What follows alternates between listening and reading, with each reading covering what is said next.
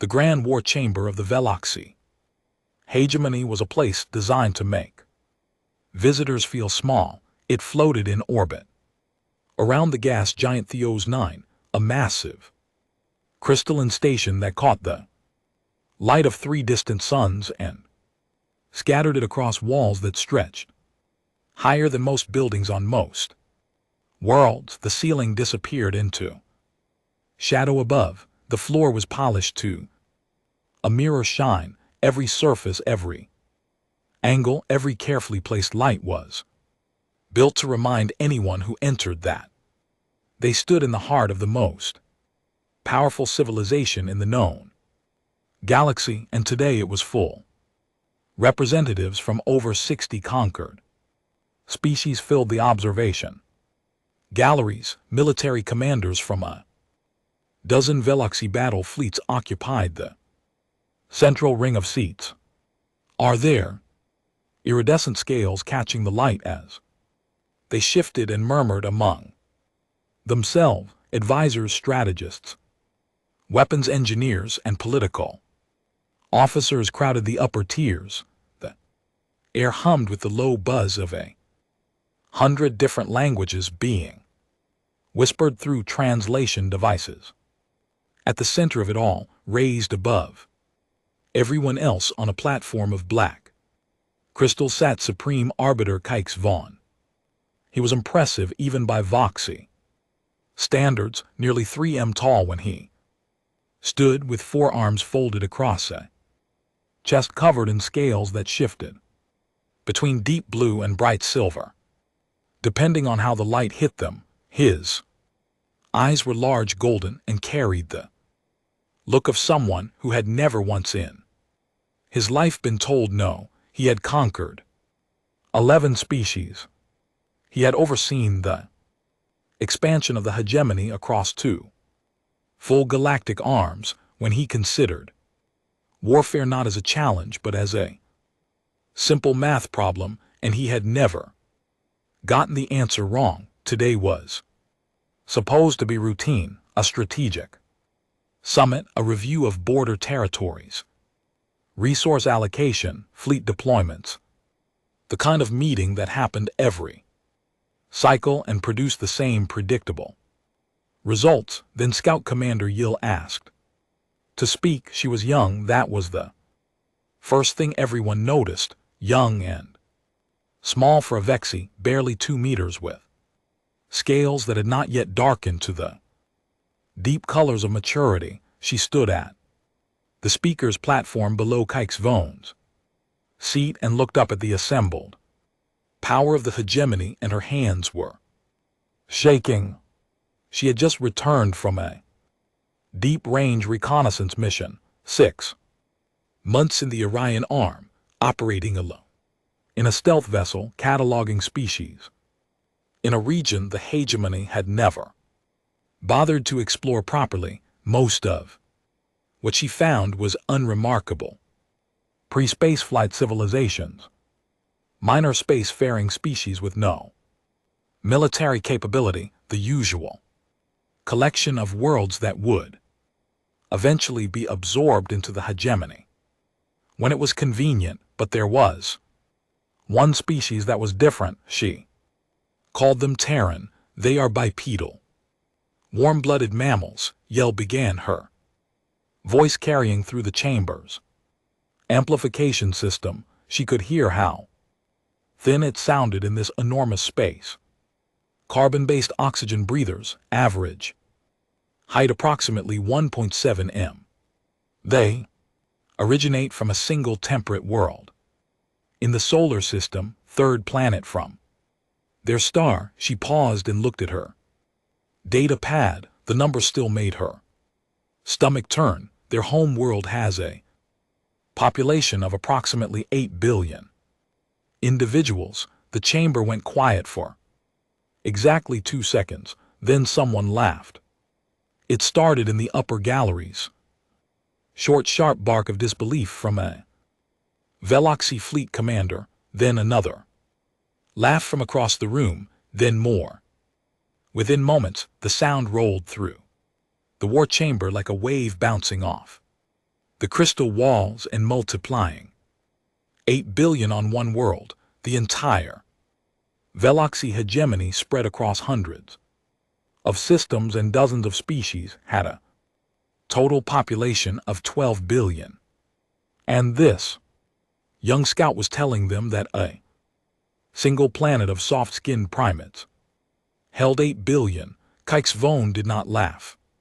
He smiled, which was worse. Scout Commander, he said, and his voice cut through the laughter easily. The chamber quieted. Now you are certain of this number? Yes, Supreme Arbiter. I conducted multiple independent counts using different methodologies. The number may actually be conservative. Their census data, which they broadcast openly, suggests the true figure could be higher. They broadcast their census data, one of the commanders asked, from the central ring. They broadcast everything. Errol said. Their communications are almost entirely unencrypted. News, entertainment, personal messages, military communications. They seem to have no concept of information security on a civilizational level. I was able to monitor their entire electromagnetic output from the edge of their system without any stealth protocols. More laughter, a species that could not even keep its secrets. This was what the scout was worried about. Gibril pressed on. She could feel the room slipping away from her, but she had a duty to deliver her report. Despite their open communications, their military capabilities should not be underestimated. The Terran have been a space-faring species for only a short time relative to most hegemony members, but their rate of technological advancement is unusual. They went from their first powered flight to nuclear weapons in approximately 40 of their years, from nuclear weapons to functional space flight in less than 30, from their first colony ships to a network of established worlds in under 2 centuries. She pulled up a chart. The curve of Terran technological progress was almost vertical compared to the gentle slopes of other species. More importantly, she continued, the Terran do not specialize their population the way most species do. In the hegemony, military service is performed by a dedicated warrior class, typically comprising between 2 and 5% of a species' total population. Among Terran, military service is open to their entire adult population. Many of their civilians maintain combat training. Their culture places high value on physical fitness, competitive aggression, and what they call resilience. She took a breath. They have been fighting wars among themselves for their entire recorded history, thousands of years of continuous armed conflict, often involving millions of combatants simultaneously. They have developed weapons capable of destroying their own planet and chose not to use them, not because they lack the will, but because they develop strategic doctrines to manage the threat. They practice war the way other species practice agriculture. It is their single greatest area of expertise. The laughter had stopped now, but not because the room was taking her seriously. It had stopped because the room was growing bored.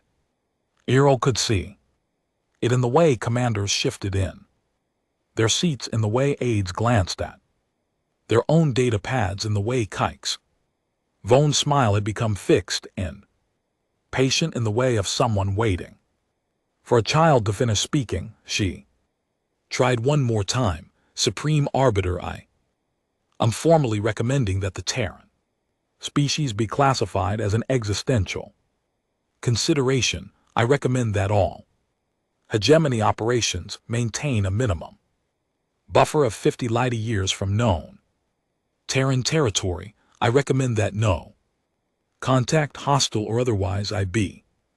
Initiated until a full strategic assessment can be completed by dedicated analysis team. She lowered her data pad. I believe that a military confrontation with this species would be catastrophic for the hegemony.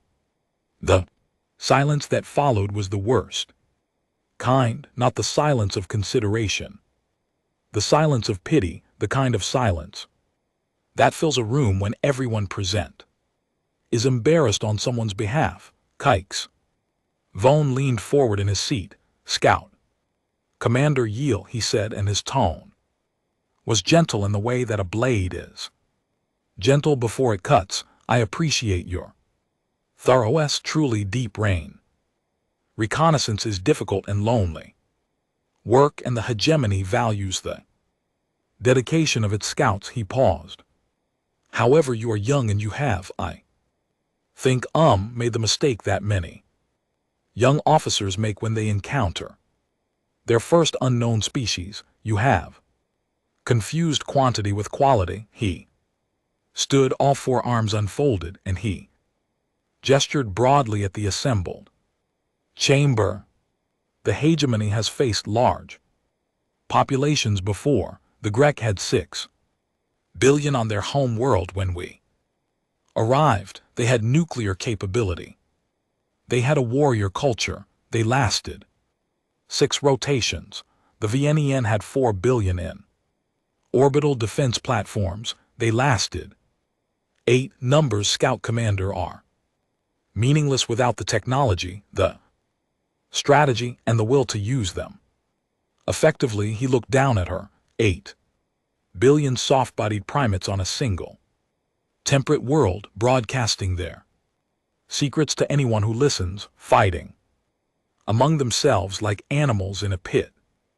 This is not a threat. This is a species that has not yet learned to be quiet in a dangerous universe. The laughter came back louder this time, more confident. Commanders slapped their hands on the arms of their seats. Someone in the gallery made a crude joke about death. World primates that got a roar of approval. Yell stood at the speaker platform and felt something cold settle in her chest. Not embarrassment.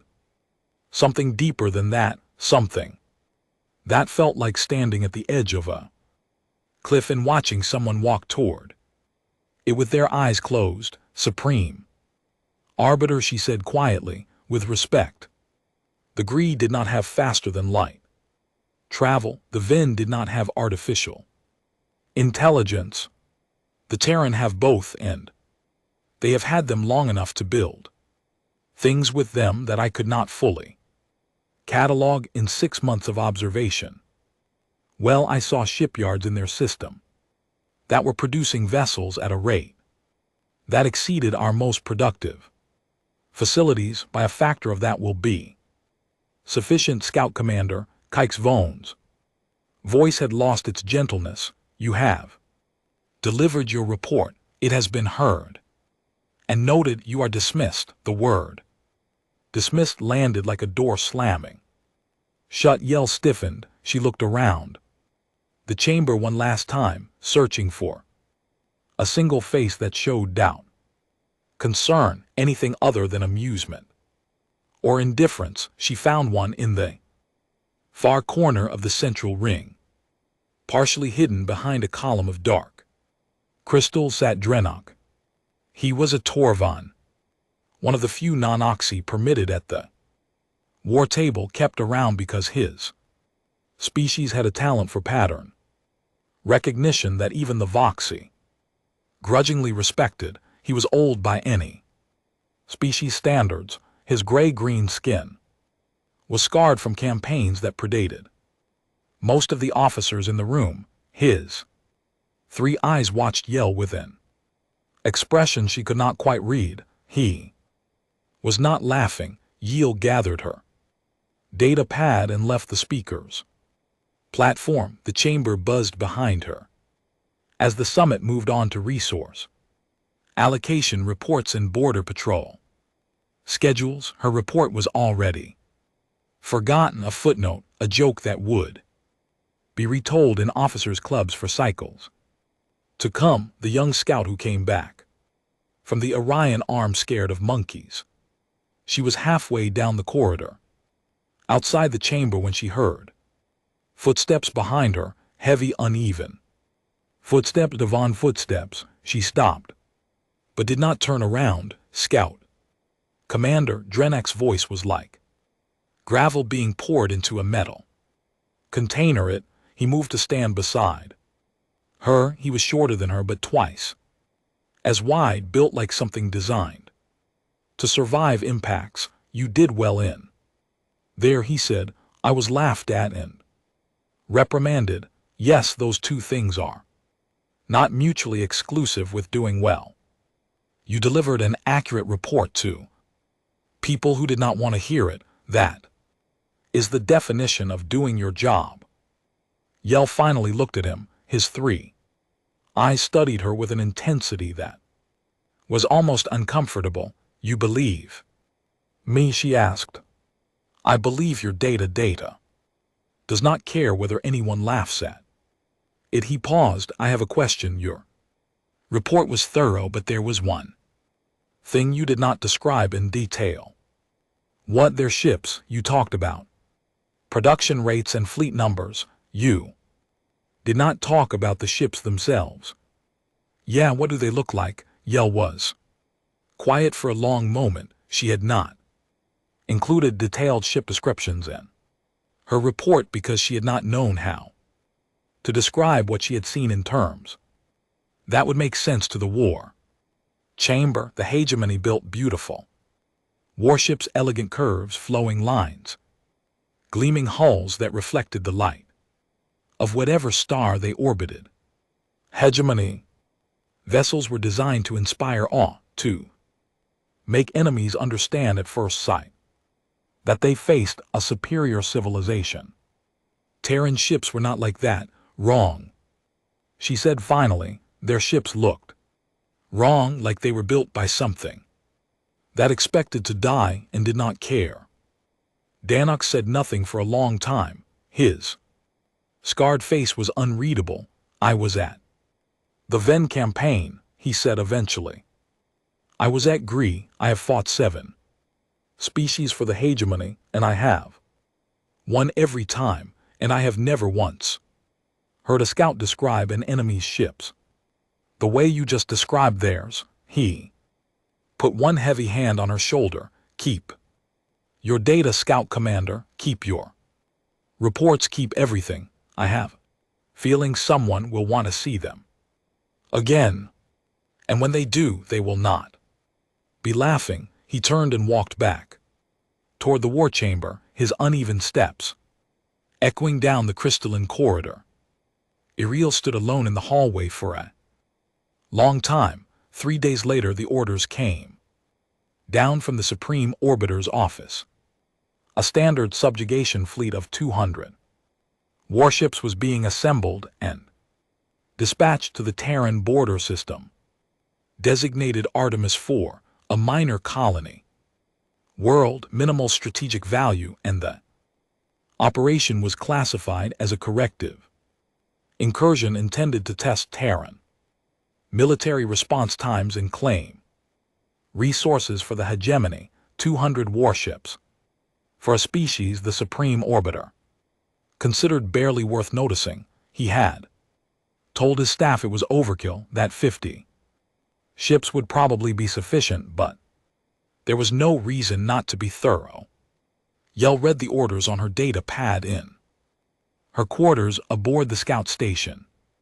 She read them twice, then she set the pad down on her desk and stared at the wall. She thought about the Terran shipyard she had seen from the edge of their system, the massive orbit structures that never stopped moving, never stopped building, producing ship after ship after ship with a relentless mechanical rhythm that had reminded her of a heartbeat. She thought about the electromagnetic chatter she had intercepted, not the military Transmissions, which were surprisingly sparse and tightly coded when they wanted them to be, but the civilian ones, music, stories, arguments, laughter, a species that filled every frequency with the noise of being alive.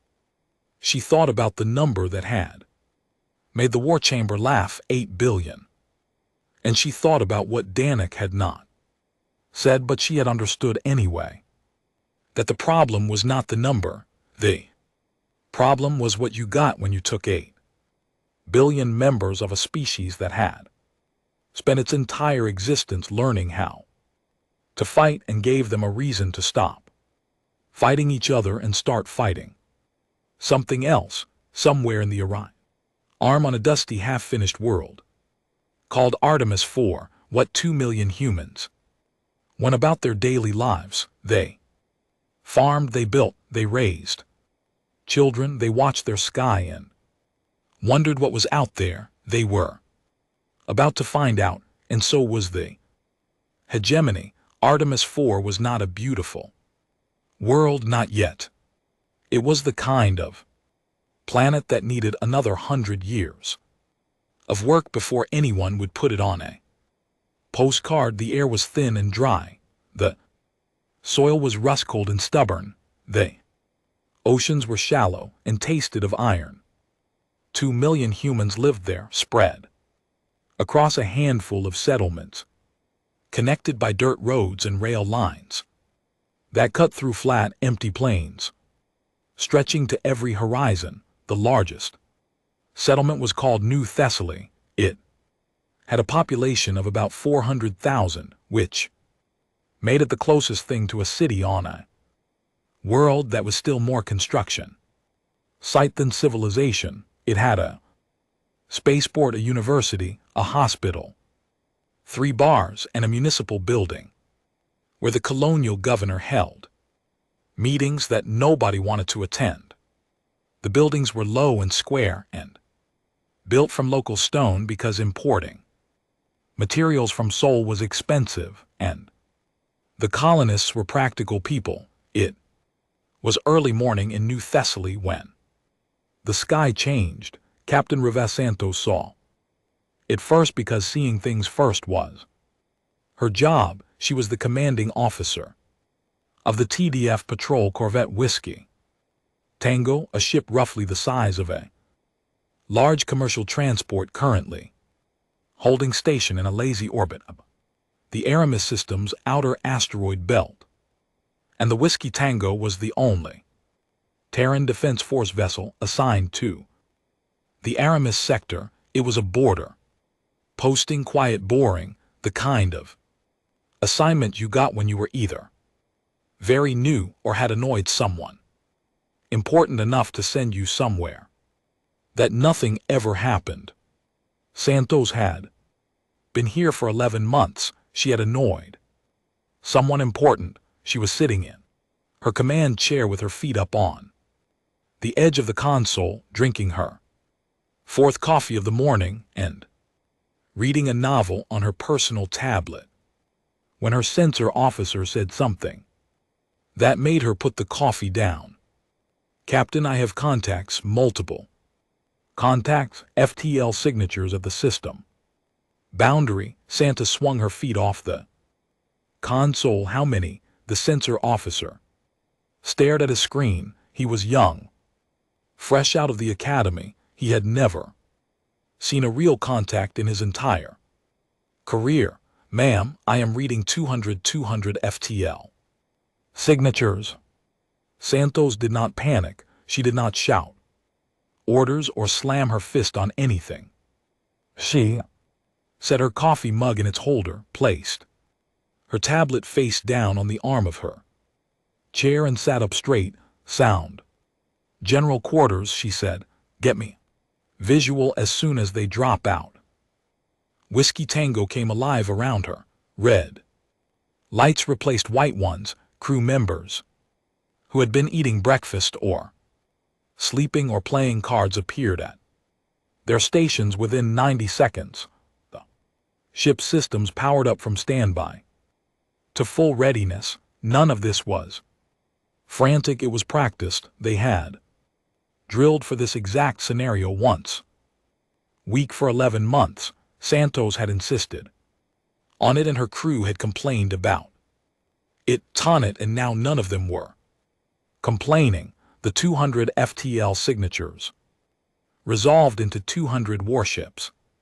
They dropped out of faster-than-light travel at the edge of the Aramis system in a formation that was clearly designed to be impressive. They arrived in a perfect geometric pattern, a massive diamond-shaped layer upon layer of vessels, arranged with mathematical precision, each one holding its position relative to the others with the kind of accuracy that only came from centuries of practice. The ships themselves were beautiful. Santos could admit that even as her stomach dropped. Warships were works of art, sweeping curves, polished hulls that reflected starlight like mirrors, energy signatures that pulsed with a rhythm that was almost musical. They looked like they had been designed by sculptors rather than engineers, and there were 200 of them. The smallest was 10 times the mass of the Whiskey Tango, the largest, the flagship at the center of the formation, was a true capital ship, bristling with weapons arrays and sensor dishes and launch bays capable of deploying thousands of fighter craft. Sus looked at her tactical display. 1 green dot, 200 red dots. Well, she said to no one in particular, that is a lot of ships. Her communications officer turned in his chair. Captain, we are receiving a transmission from the flagship standard galactic frequency. They are broadcasting in the clear. Put it through. The voice that filled the Whiskey Tango's bridge was translated by the ship systems into flat accented English. It was confident in the way that only someone who had never lost could be confident. Attention, yes.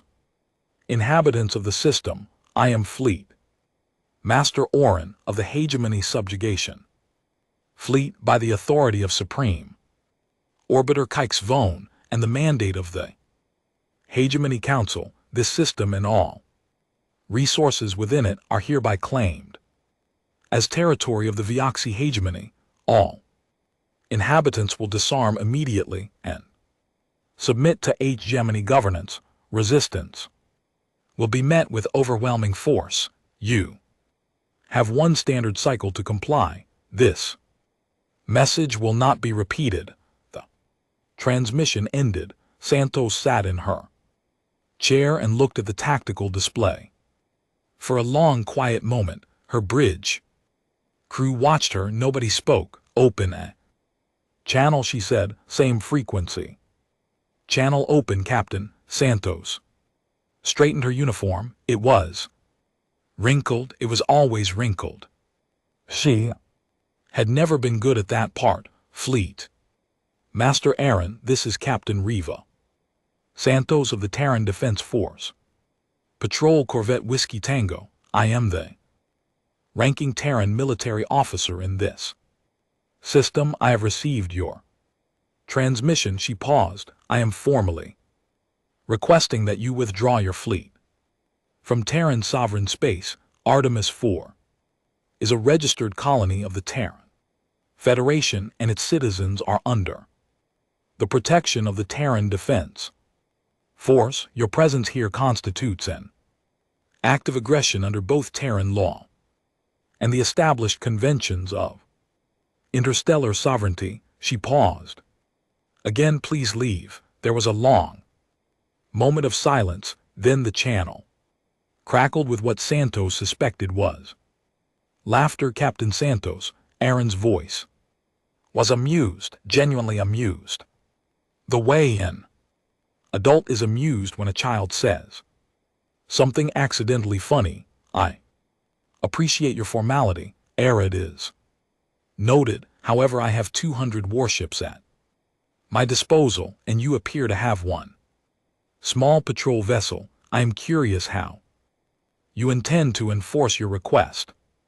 Santos leaned back in her chair. She picked up her coffee and took a sip. It was cold. She drank it anyway. I do not intend to enforce it, Fleet Master. That is not my job. My job is to make sure you understand what happens next if you do not comply. Consider this your yield moment. The silence that followed was different from the one before. It was sharp, surprised. On the bridge of the Hegemony flagship, throne of certainty, Fleet Master Oren stared at his communications panel. Around him, his bridge officers exchanged glances. How did the human know that name?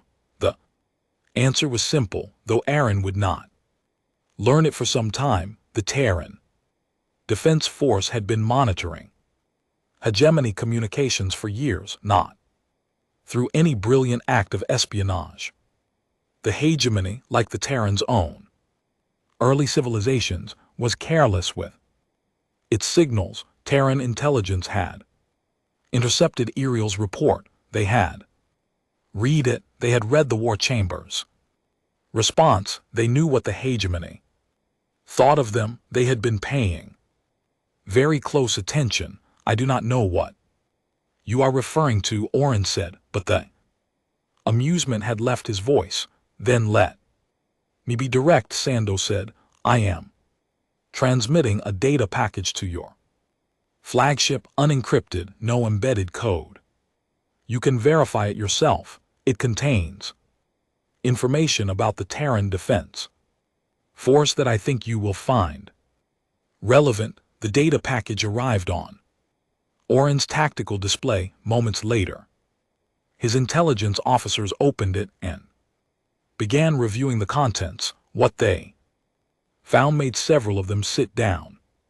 Force projection capabilities of the Terran Defense Force, total fleet strength, ship classifications, crew complements, industrial output of the Sol systems, orbital shipyards, population mobilization protocols, reserve force numbers. The numbers were large, not large the way a hegemony fleet was large, large the way a natural disaster was large, large in a way that did not seem to belong in the same universe as the single small corvette that was transmitting them.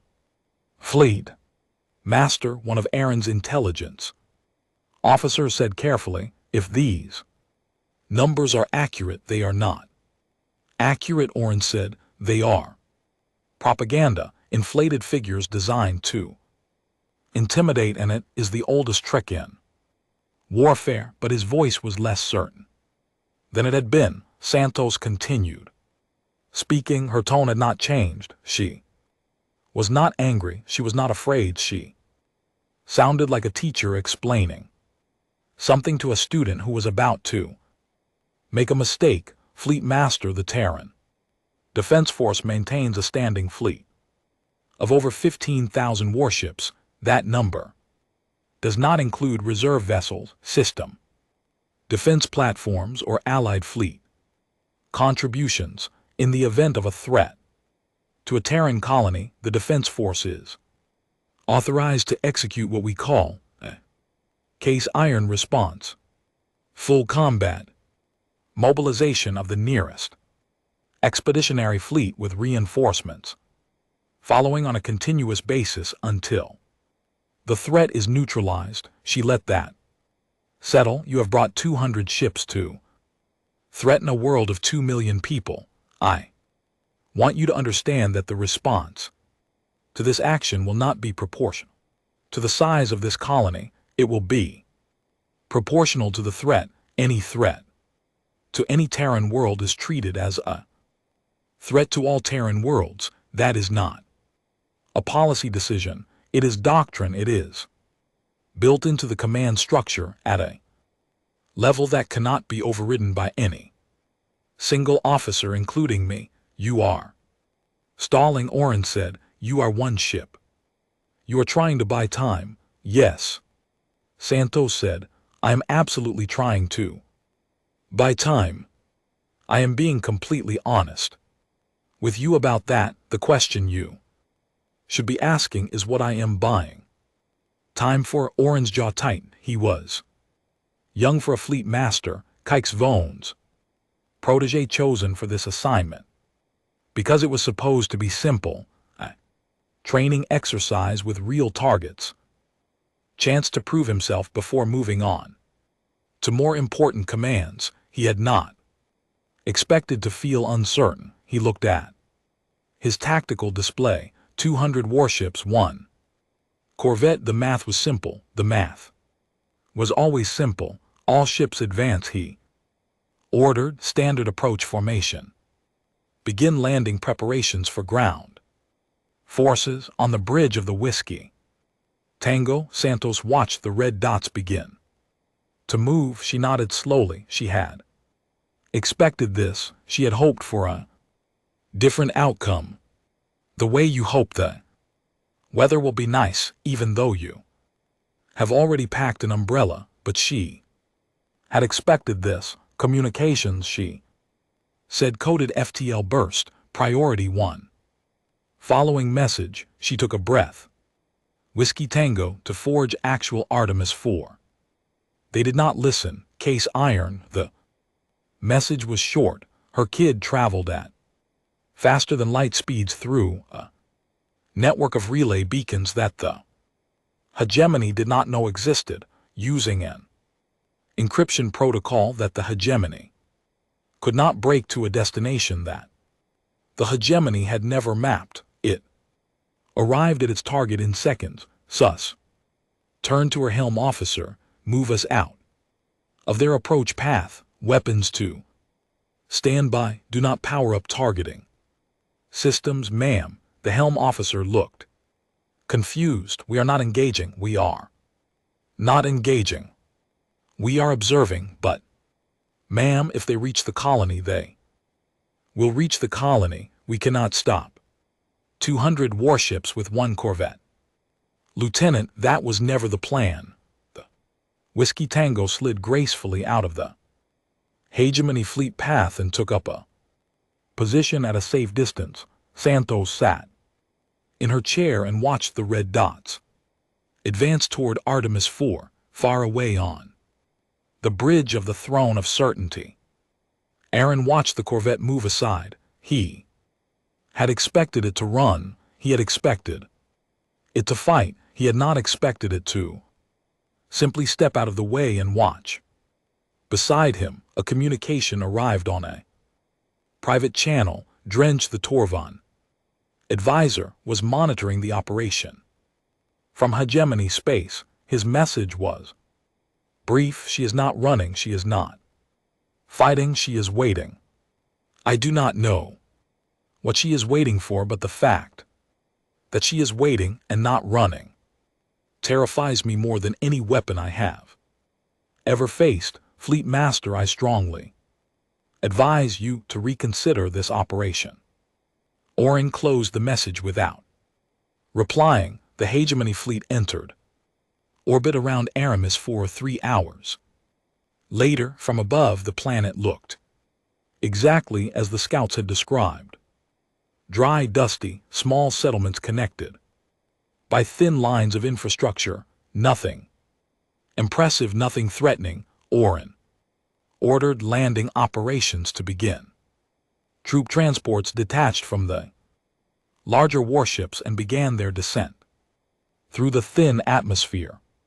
Thousands of Veloxy soldiers in full combat armor, supported by armored vehicles and aerial drones, heading for the surface of a world that had no visible military installations, no orbital defenses, and no apparent means of resistance. It should have felt like a victory. It felt like something else. On the surface in New Thessaly, the colonial governor activated the emergency broadcast system. Her message was calm and clear. Not a call to arms, not a declaration of defiance, just instructions. All citizens proceed to designated shelter. Locations, follow the blue markers. Hunter, bring personal emergency kits. Leave everything else, do not engage.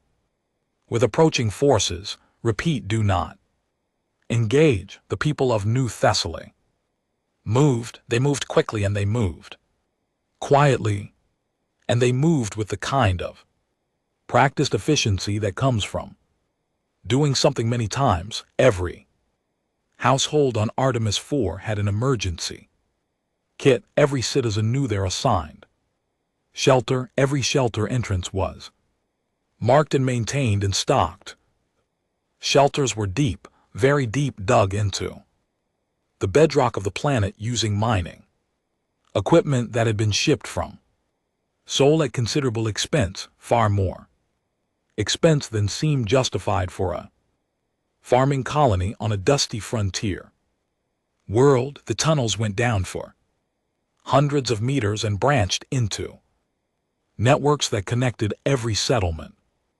On the continent, they were reinforced. They were supplied, and they were, if you looked at them with a military eye, not shelters at all, they were bunkers. The hegemony ground forces landed in empty towns, streets with no people, buildings with no occupants, doors left open, meals left half-eaten on tables. The colonists had simply vanished into the ground. A Voxy squad leader reported to his commander, "The settlement is empty, no resistance, no casualties.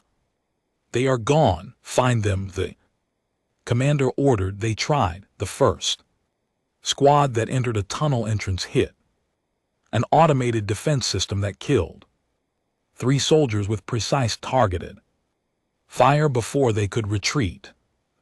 Second squad found a different entrance and made it 50 m underground before the tunnel collapsed behind them. They spent 6 hours digging their way back to the surface. The colonists were not fighting, nor the planet was fighting.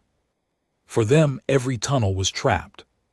Every entrance was covered. The infrastructure of the colony, the roads and rail lines and power conduits that looked so innocent from orbit, was laced with systems designed to make an occupying force miserable. But this was an inconvenience, not a crisis. Orin had 200 ships and an army. He could take this planet apart piece by piece if he needed to. The humans could hide underground for a while, but eventually they would have to come out. He settled into wait in orbit above him.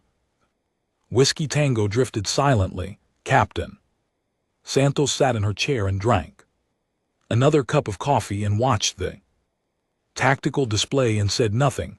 On the surface outside New Thessaly, a grizzled farmer named Hector Morin was the last civilian to reach his shelter entrance. Well, he was 67 years old. He had come to Artemis 420 years ago because he wanted to build something with his hands, and he had built a farm that covered 200 acres of land that had never grown anything before he touched it. He was proud of that farm. He had put his life into that soil. He paused at the shelter entrance and looked up. The sky was full of alien warships. They caught the light of the local star and glittered like cruel jewelry against the pale blue atmosphere. Hector Morin had served in the Terran Defense Force for 12 years before becoming a farmer. He had fought in 3 engagements. He knew what warships looked like, what they could do, and what they meant. He also knew what a Casseran signal meant, because every veteran did. He looked at the sky full of hegemony ships and shook his head slowly. "Hey, poor bastards," he said. Then he went underground and sealed the door behind him. Far away in the dark space between Artemis and Sol, something was moving, something that did not show up on any sensor, something that made no sound and cast no light and left no trail, something very, very large. There is a particular kind of darkness between stars that most species never experience. It is not the darkness of a night sky or a deep cave or a room with the lights off. It is the darkness of nothing, true, absolute, infinite. Nothing, no light, no heat, no matter worth mentioning, just vacuum stretching in every direction farther than the mind can hold. In that darkness something moved. It did not announce itself. It did not glow. It did not pulse with energy signatures or broadcast identification codes or leave the faint gravitational ripple that most faster than light drives produced. It moved through the void the way a shark moves through deep water, silent, patient, aware. The TDF thermopylae was 2 km long.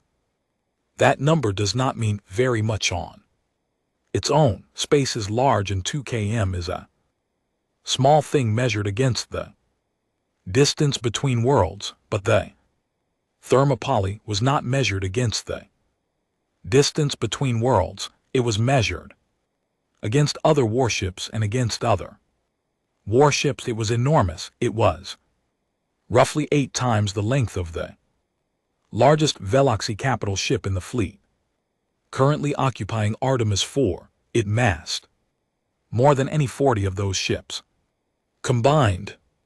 It was a Forja-class dreadnought, and there were only 12 of them in the entire Terran Defense Force.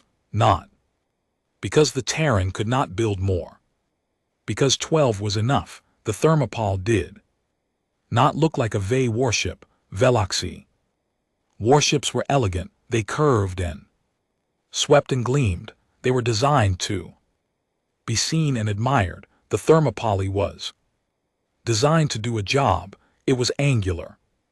Flat planes of armor met at hard edges. There were no curves, no flowing lines, no aesthetic concessions of any kind. The hull was a dark matte gray that absorbed light rather than reflecting it. The surface was studded with weapons emplacement, sensor arrays, and launch bays, all of them recessed into the armor rather than mounted on top of it. Everything that could be protected was protected.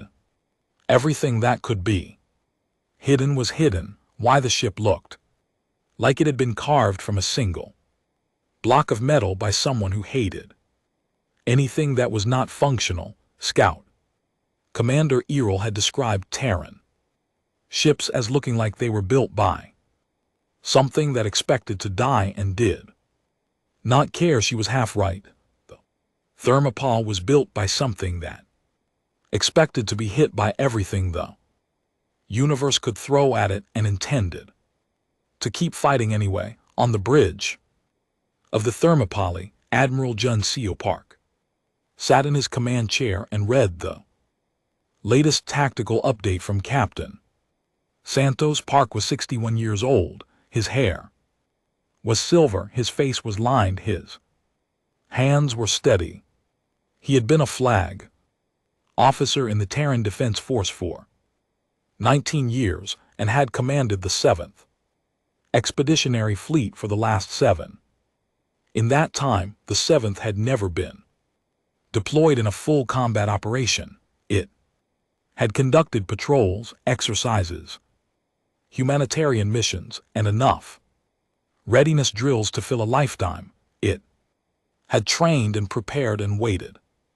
Park had spent those 7 years hoping he would never have to use his fleet for its intended purpose. He was a thoughtful man. He read poetry. He played the cello badly. He had a daughter who taught biology on Mars and a son who built furniture on Earth. He did not love war, but he was very, very good at it. The case iron signal from the Whiskey Tango had reached Terran command through the relay network in seconds.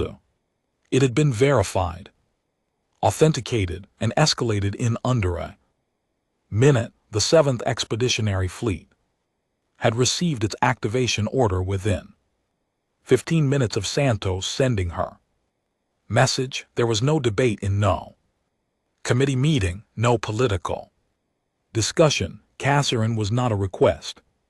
It was a trigger, a predetermined response built into the deepest level of Terran military doctrine. When a Terran colony was threatened, the nearest expeditionary fleet moved automatically.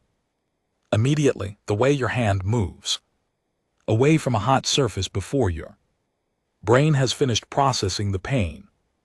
The 7th Fleet had made the jump to Aramis in under 6 hours, not because it was close. The 7th had been stationed at Kepler Station, nearly 40 light years from Artemis.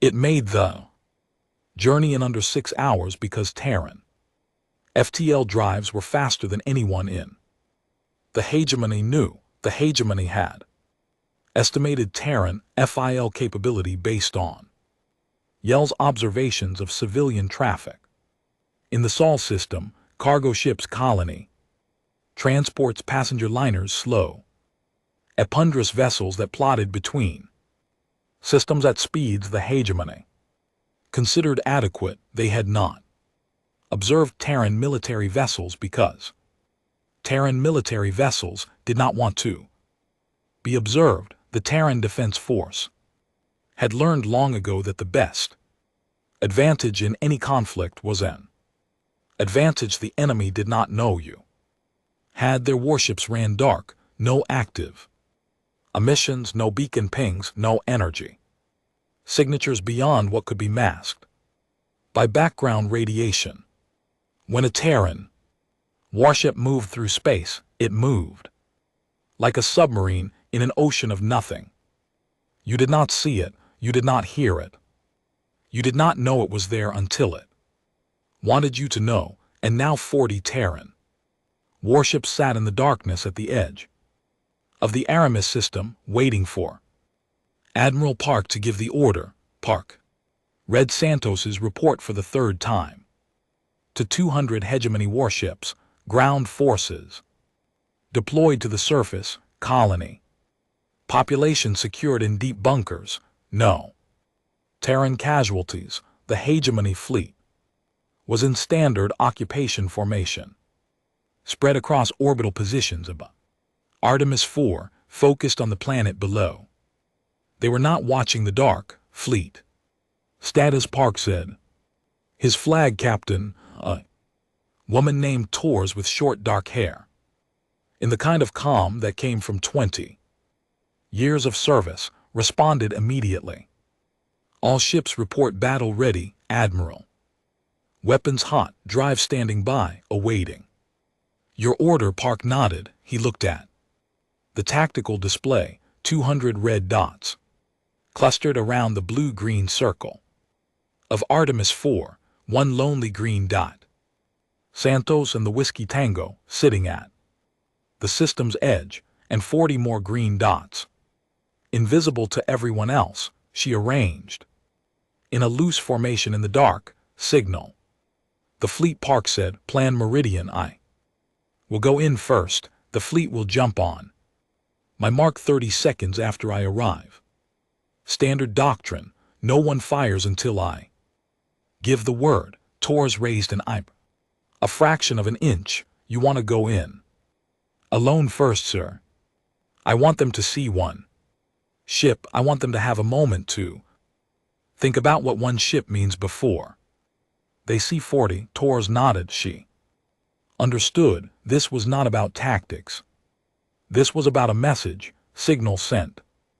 Admiral Fleet acknowledges. Thermopylae is clear to jump. Park looked at the tactical display one more time. Then he sat down his data pad and straightened in his chair. Take us in. The Thermopylae jumped. It dropped out of FTL at the edge of the Artemis system. Roughly 2 million km from the hegemony fleet outermost picket ships. It did not try to be subtle about its arrival.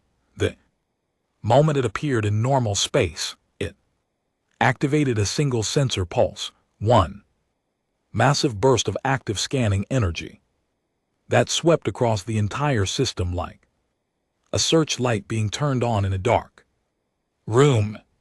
The pulse hit every hegemony ship simultaneously, every sensor screen on every vessel in Aaron's fleet suddenly displayed a new contact on the bridge of the throne of certainty. The reaction was immediate. Contact, the sensor officer shouted. Single contact, bearing 271 mark positive. 15, range 2 million km. It just appeared. No FTL wake detected. No approach trajectory. It was simply not there. And then it was. Aaron turned from the surface operation reports he had been reviewing. Siri classification. The sensor officer stared at his display. He ran the scan again. He checked his calibrations. He looked at the numbers. And the numbers did not change, and he felt something cold slide down his spine. Fleet Master, the contact is I am having difficulty classifying it. Its mass reading exceeds any warship in our registry. It is reading as approximately 2 km in length. 2 km repeated. Yes. Fleet Master, its power output is the sensor officer paused. Fleet Master, its power output is registering as a stellar anomaly. Our sensors are interpreting it as a small star. I believe this is an error in our classification algorithms. They are not designed to process warship of this magnitude. Oren stared at the tactical display. Single red dot sat at the edge of the system. It was the largest contact his fleet had ever registered. Armor composition, he asked. Unknown. Fleet Master, the material does not match any known alloy in our database. It is reflecting our scans in ways I cannot interpret. I have never seen readings like this. The bridge was very quiet. Then the communication channel opened. The voice that came through was human.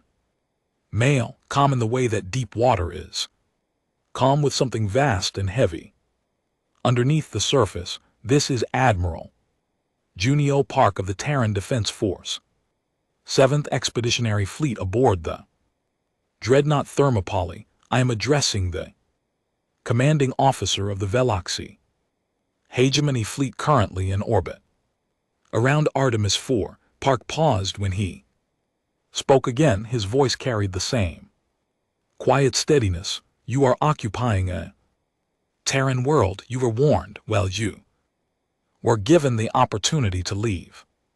That opportunity has now expired. Another pause. You have 30 seconds to begin withdrawal procedures before I am joined by the rest of my fleet. I strongly recommend you use that time wisely. The channel closed. 30 seconds. Oren stood on his bridge and felt the weight of those 30 seconds like a physical thing pressing down on his chest. He looked at the tactical display. One contact, one enormous, impossible contact sitting at the edge of his system like a predator watching. From the Terran, he thought about Kykes' Vone. He thought about what the Supreme Orbiter would say if he withdrew from a system because one ship, however large, told him to. He thought about his career, his reputation, his future. He made his decision. All ships to battle formation. He ordered, bring weapons online, target that vessel. 23 seconds. Later the Thermopylae fired. The spinal mount kinetic accelerator was the primary weapon of every Forja-class dreadnought. It ran the entire length of the ship from the reactor assembly at the stern to the launch aperture at the bow. It accelerated a tungsten alloy projectile to a measurable fraction of the speed of light. The projectile had no warhead. It did not need one. At the velocities involved, the kinetic energy alone was sufficient to do things that most species would consider impossible. The round crossed 2 million km of space, in a time that no organic brain could meaningfully process. It struck the hegemony cruiser Radiant Conviction amid ships. The Radiant Conviction was a frontline warship 300 m long, fully shielded, armored. It had served the hegemony for decades and had survived engagements against 4 different species. The tungsten slug passed through its shield as if they were not there. It passed through the forward armor. It passed through the bridge, the reactor, the crew quarters, the engineering section, and the aft armor. It exited the other side of the ship and continued onward, striking the cruiser directly behind the Radiant Conviction and passing through that ship as well, and then hitting a third ship behind that one. 3 warships, 1 round. It elapsed time from trigger pull to final impact less than 1 second. The Radiant Conviction did not explode. There was not enough of it left to explode along the axis of the projectile's path. The ship simply ceased to exist. What remained was 2 halves of a warship drifting apart in the vacuum, a venting atmosphere and debris and bodies. The other 2 ships were in similar condition. No one on the hegemony fleet had ever seen anything like it. Their weapons were energy-based, plasma particle beams, focused radiation. They understood those weapons. They could calculate their effects, predict their damage, defend against them. A solid projectile moving at relativistic speeds was something they had theorized about but never encountered. It was considered impractical, too expensive, too difficult to aim, too primitive. It was not primitive. The hegemony fleet had 30 seconds to process what had happened. Some ships began evasive maneuvers. Some charged their weapons and returned fire, sending beams of plasma arcing across the void toward the thermopylae. The beams hit the dreadnought's armor and splashed across it like water hitting stone. They left scorch marks. They did not penetrate. Then the 30 seconds were up and the rest of the 7th Fleet arrived. 40 warships dropped out of FTL in a pattern that surrounded the hegemony fleet on all sides. They did not arrive in formation. They arrived in a spread. Each ship appeared at a different position, at a different angle, covering a different vector. There was no geometric elegance, no neat lines, no diamond patterns. They appeared like wolves materializing from fog, each one already in position, already moving, already targeting destroyers, cruisers, frigates, carrier groups, and at the center of them all, the thermopylae, vast and dark and patient. On the bridge of the throne of certainty, a fleet master watched his tactical display fill with green dots, 40 of them surrounding his 200 ships in a net of metal and weapons. His sensor officer was reading off contacts with a voice that had gone flat and mechanical, the way voices go when the brain behind them is trying not to process what it is seeing. 40 warships. Fleet master, multiple classifications. Each individual vessel reads as superior to our heavy cruisers in tonnage, armament, and power output. Their formation is not standard. I cannot predict their attack pattern. They have targeting locks on our entire fleet. Aaron did not speak. Across the system, Captain Santos watched from the bridge of the Whiskey Tango. She had been waiting for this moment for hours, and despite everything, there was no satisfaction in it. She opened a channel to the hegemony flagship. Fleet Master Orange, she said, "This is Captain Santos. As I mentioned earlier, I was not here to fight you. I was here to make sure you understood what happens next. What you are seeing now is what happens next." She paused. "I would like to re-extend my original offer. Please withdraw your forces from Terran base. We have no desire to destroy your fleet. The Admiral has given you every chance to leave. I am asking you personally to take that chance." Orin heard her words. He looked at his tactical display, 200 ships surrounded by 40, and he realized, with a clarity that felt like ice water in his veins, that his 200 ships were outgunned. Not outnumbered, outgunned. Each one of those 40 Terran warships was worth 10 of his, maybe more. The mathematics of the situation, the simple, cold equation that Kix Vaughn had always said made warfare predictable, was telling him something that every instinct in his body already knew. He was trapped far away in hegemony space. Drenek sat alone in his quarters and monitored the tactical feeds from Artemis. He watched the Terran fleet materialize around Aaron's forces. He watched the numbers update on his screen. He watched the power readings, the weapon signatures, the movement patterns of ships that fought like nothing in the hegemony's long history of warfare. He thought about what Errol had said. Their ships looked wrong, like they were built by something that expected to die and did not care. Now he understood what she meant. These ships were not built by a species that expected to die. They were built by species that had stared at death so many times for so many centuries across so many wars fought against themselves that they had learned exactly how much damage a ship needed to survive and exactly how much damage it needed to deal. There was no waste, no beauty, no wasted energy on anything that did not serve the purpose of keeping the crew alive and the enemy dead. These were the ships of a species that had perfected the art of war by practicing on the only opponents worthy of the challenge, each other. Drino closed his eyes and sent one final message to Fleet Master Orin.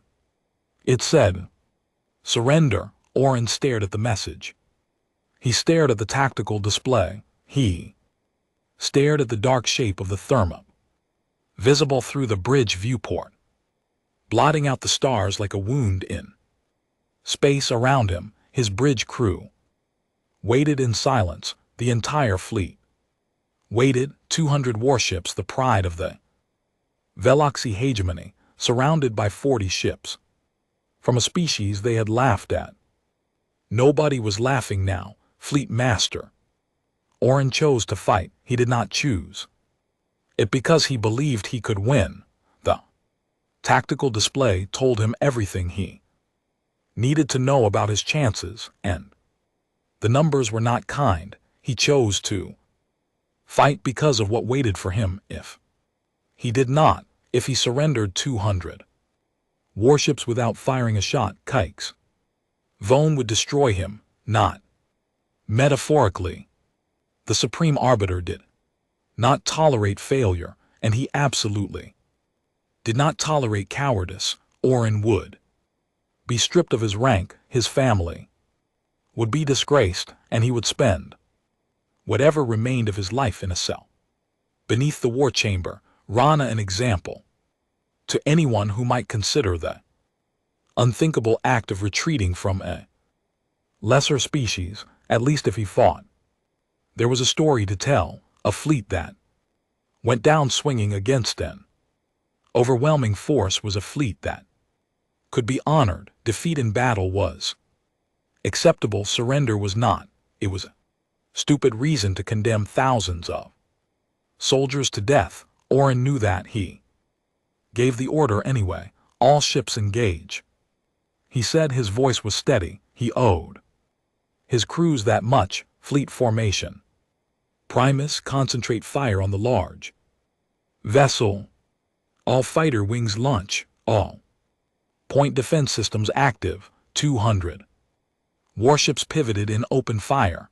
The void between the Hegemony fleet and the Terran fleet lit up with plasma, bright blue bolts of superheated matter, streverging on the thermop from dozens of angles. Simultaneously, particle beams lanced out like needles of white light. Missile batteries dumped their payloads into space, sending swarms of guided munitions arcing toward the nearest Terran contacts. It was an impressive display. The combined firepower of 200 Veloxy warships was enough to crack the crust of a small moon. It was the kind of concentrated destructive power that had ended wars in hours, that had broken species, that had made the name of the hegemony synonymous with unstoppable military force across 2 galactic arms. The Thermopylae took all of it. Plasma bolts struck the dreadnoughts' armor and dissipated. Particle beams scored lines of molten metal across the hull that cooled and hardened almost instantly. Missiles detonated against the surface in flashes of light that briefly illuminated the ship's massive silhouette before fading to nothing. The armor held on the bridge of the Thermopylae. Admiral Park felt the deck vibrate beneath his feet as the ship absorbed the combined fury of an entire fleet. Warning lights flickered on damage control panels somewhere deep in the ship. A secondary hull plate buckled under sustained fire and was immediately reinforced by automated repair systems. Damage report. Perron Park said outer armor degradation at 7% in sectors 12 through 15. Tors reported no penetration, no system damage, no casualties. 7%. 200 warships firing everything they had, and they had scratched the paint. Return fire. Park said, all batteries. Our fleet-wide engagement authorized. The Thermopylae responded. The spinal mount fired again. Another tungsten slug crossed the void at a speed that turned physics into a weapon. It struck a hegemony battle cruiser and passed through it and through the destroyer. Behind it, 2 more ships gone in less than a second, but the spinal mount was just one weapon. The Thermopylae carried hundreds of others. Broadside rail gun batteries opened up, each one hurling projectiles that were smaller than the spinal mount's rounds, but still devastating. Point defense turrets, designed to intercept incoming missiles, were repurposed to shred fighters.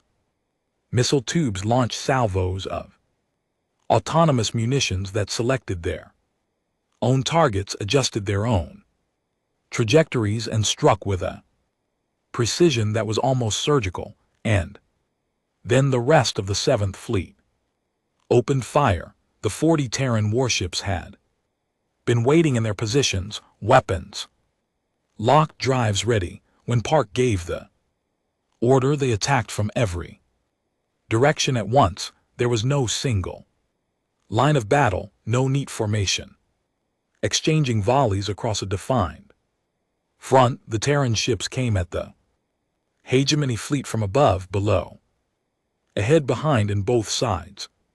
Simultaneously, Terran doctrine did not believe in fair fights. The doctrine had a name. It was called overwhelming response, and it had been developed over centuries of human warfare. Its core principle was simple. When you fight to end the fight as fast as possible with as much force as possible, taking as few losses as possible. There was no honor system, no ritual combat, no tradition of meeting your enemy blade to blade and testing your courage against theirs. There was only the objective: neutralize the threat and the most efficient path to achieving it. The hegemony fought in formations because formations were elegant and disciplined and had worked for 1,000 years against species that fought the same way. Their ships held their positions relative to each other, maintaining overlapping fields of fire, protecting each other's flanks, advancing and retreating as a single coordinated unit. The Terran did not fight like this. Each Terran ship operated with a degree of independence that would have been considered insubordination in the hegemony navy. Captains made their own tactical decisions within the framework of the admiral's plan. Ships broke formation, reformed, broke again. They used the hegemony's own ships as cover, ducking behind damaged vessels to avoid return fire, emerging from unexpected angles to deliver devastating broadsides. They were faster. That was the thing that Aaron could not get past. His ships were not slow. Veloxy warships were considered among the most maneuverable in the known galaxy, but the Terran ships were faster, not by a small margin, by a margin that changed the nature of the fight entirely. The hegemony fleet was built for a certain kind of warfare, close-range engagement at distances where their plasma weapons were most effective. Their strategy depended on closing with the enemy, bringing their superior numbers to bear, and overwhelming them with concentrated fire at short range. The Terran ships would not let them close, and every time a hegemony formation tried to close the distance, the Terran ships simply moved. They accelerated away, maintaining the range at which their kinetic weapons were devastating, and the hegemony's energy weapons were weakened by distance. They hammered the advancing hegemony ships from ranges where they could barely return fire. When a hegemony group got too close, the Terran ships were already gone, repositioned, hitting them from a different angle. It was like fighting smoke. The electronic warfare made it worse. The Terran ships broadcast jamming signals that blinded hegemony sensors in unpredictable patterns. One moment a hegemony gunner had a clear targeting solution. The next, his screen was filled with ghost contact, false signatures, and static. He would fire at a target that was not there, and while he was firing, a real Terran ship would hit him from a direction he had not been watching. The autonomous missile swarms were relentless. Terran missiles were not like hegemony missiles. They were smaller, harder to detect, and they thought for themselves. They did not fly in straight lines toward their targets. They cooperated with each other, dividing into groups, approaching from multiple vectors, timing their impacts to overwhelm point defense systems. Hegemony cruiser could shoot down 10 missiles. It could not shoot down 10 missiles coming from 10 different directions at the same time. Ship after ship fell on the bridge of the throne of certainty. Orin watched his fleet die. On the tactical display, red dots flickered and went dark. Each one was a ship. Each ship had a crew. Each crew had families waiting for them back in hegemony space. A hegemony heavy cruiser, the Eternal Mandate, tried to make a run at the thermopylae. It charged straight in, all weapons firing, its captain screaming orders to concentrate everything on one point of the dreadnought's hull. The thermopylae did not even try to dodge. It simply absorbed the fire and responded with a broadside that tore the Eternal Mandate apart from stem to stern. The pieces drifted away, glowing and spinning, and The Thermopylae moved on, Orin's fighter. Wings fared no better, the Hegemony launched thousands of small attack craft. From its carrier vessels, they were fast and numerous and piloted by some of the best aviators in the Hegemony Navy. They swarmed toward the Terran fleet in coordinated waves, the Terran point. Defense systems ate them alive. Every Terran ship was covered in small, more rapid-fire turrets controlled by targeting computers that operated faster than any organic pilot could react. The fighters flew into walls of projectile fire that filled the space ahead of them. With metal, entire squadrons vanished. Seconds, the surviving fighters that made it through the point defense found that their weapons designed to damage ships of hegemony size and construction could barely scratch the Terran hulls. They fired their payloads and watched them splash harmlessly against armor that seemed to absorb everything thrown at it. Then the point defense turrets found them and they stopped existing. Throughout all of this, Admiral Park sat in his command chair and gave orders in the same calm, clinical tone he had used since the battle began. Task Group 3, shift to Vector 77 when you have a carrier group trying to flank you at 220. Destroyer Jakarta, you have debris in your firing lane. Adjust 2 degrees. Positive. Cruiser Vladivosto, the battleship at your 1100 is venting atmosphere. It is combat ineffective. Move to the next target. There was no anger in his voice, no excitement, no battle cry. This was a job he was doing it the way a surgeon does surgery, with precision and focus and no wasted motion. Every order served the objective. Every maneuver had a purpose. He was taking the Hegemony fleet apart the way a mechanic disassembles an engine piece by piece in order. Drenok, monitoring from Hegemony space, would later describe it to the war chamber. He would search for the right words for a long time before finding them. Why, it was like watching a surgeon operate on a screaming patient, he said. They did not hate us. They did not enjoy it. They simply identified the problem and removed it. That is what made it terrible, the complete absence of emotion. 2 hours into the battle, the Hegemony fleet had lost 80 ships, destroyed or disabled, drifting in the void, venting atmosphere and fuel and crew members. The Terran fleet had lost 0 ships, not one.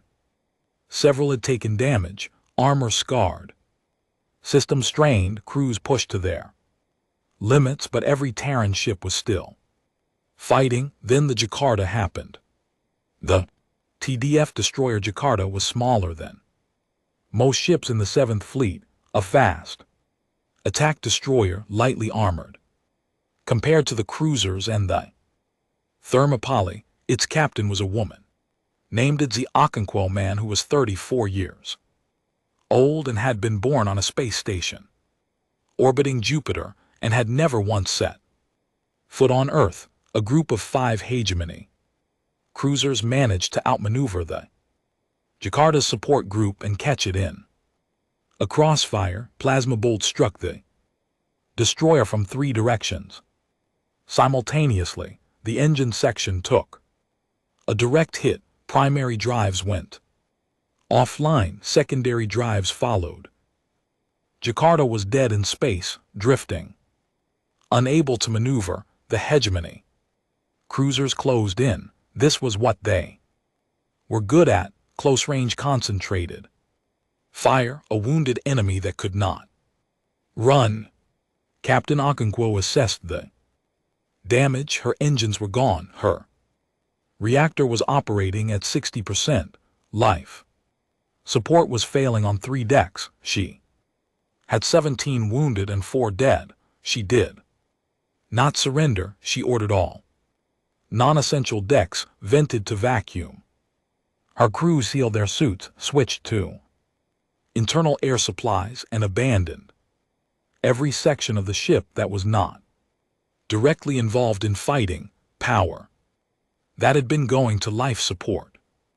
Gravity generation, lighting, and heating was rerouted to weapons and shields. The Jakarta could not move, but it could still shoot. The 5 hegemony cruisers discovered this when they closed to what they considered killing range, and the Jakarta opened up with everything it had: railgun batteries, fired in continuous streams, point defense turrets freed from the need to protect against fighters were turned against the cruiser's lighter armor.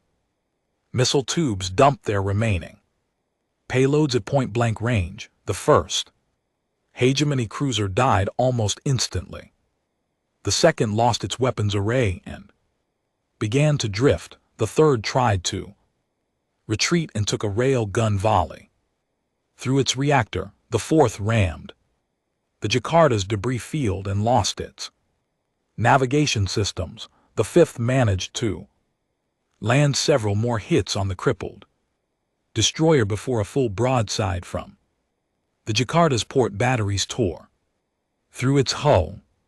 By the time a Terran cruiser group fought its way through to rescue the Jakarta, Captain Okonkwo's crippled, venting, half-dead ship had destroyed 5 hegemony cruisers and damaged 6 more that had come to assist. When the rescue team boarded the Jakarta, they found the crew still at their stations, still in their vacuum suits, still firing. The ship's ammunition was nearly spent. 3 more crew members had died. The survivors were bruised, bleeding, exhausted, and furious. Not furious at the hegemony, furious at themselves. We should have gotten more, Captain Okonkwo told the rescue team commander. Her face was bloody, one eye was swollen shut. She had not left her command chair for 4 hours. They sent 5 and we only got 5. We had the ammo for at least 3 more. The rescue team commander stared at her. He had been in the Terran Defense Force for 15 years and had seen a lot of things, but the look in Okonkwo's one working eye was something he would remember for the rest of his life. 3 hours after the battle began, it was over. Of the hegemony's 200 warships, 140 were destroyed or disabled. Broken holes drifted in the void around Artemis 4, surrounded by clouds of debris and frozen atmosphere, and the bodies of the dead. The remaining 60 ships had been herded by the Terran fleet into a tight cluster, surrounded on all sides. Their weapons still active, but their tactical situation hopeless. Admiral Park opened a channel. Fleet Master Oren, you have fought, your fleet has fought. The courage of your officers and crews is not in question, but this battle is over. You have lost. His voice remained what it had been throughout: calm, steady, respectful. Surrender your remaining vessels and your crews will be treated humanely. They will receive medical attention. They will be given food and water and shelter. When the political situation permits, they will be returned to the hegemony. You have my word and the word of the Terran Defense Force. A pause. This offer will not be repeated. On the bridge of the throne of certainty, as Fleet Master Oren looked at what remained of his fleet, 60 ships, damaged, low on ammunition, surrounded. His crew was looking at him, not with anger, not with blame, with exhaustion, with the hollow eyes of people who had just watched 140 ships full of people they knew be destroyed in 3 hours. He thought about Keix's Vone. He thought about disgrace in prison and the cold cell beneath the war chamber. Then he thought about the crews on his remaining 60 ships, the thousands of lives that still depended on his next decision. He closed his eyes. All ships, he said.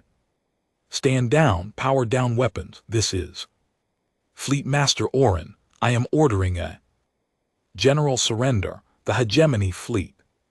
When quiet, ship by ship, weapons powered down, shields dropped, engines went to idle. It was done on the surface of Artemis IV, the hegemony. Ground forces had watched the battle. The sky above them. They had seen their fleet burn. They had seen the lights of dying ships streak across the thin atmosphere like falling stars. They had heard the communications, the desperate calls for help, the orders that stopped mid-sentence, the silence that followed. They were cut off. Their fleet was gone. Their commanders were dead or surrendered. They were standing on a planet full of bunkers they could not crack, surrounded by automated defenses they could not beat, under a sky now owned by an enemy they could not fight. They laid down their weapons. The bunker doors opened. The colonists of Artemis IV came back to the surface. They came out, blinking in the daylight, carrying children, supporting the elderly, looking up at a sky that was still hazed with the distant glow of burning wreckage. Terran Marines landed within the hour. Dropships touched down outside every settlement and disgorged squads of armored soldiers who moved with calm efficiency through the streets. They secured the hegemony prisoners. They established perimeters. They set up field hospitals. There were no reprisals, no revenge, no cruelty. The Veloxy soldiers were disarmed, given water and processed through intake stations where their wounds were treated and their identities were recorded. Terran medic knelt beside a wounded Voxy soldier whose leg was badly burned and spent 20 minutes treating the wound, using supplies from her own kit before moving on to treat a wounded human with a broken arm. The Veloxy soldier watched her go with an expression that no one from the hegemony would have understood.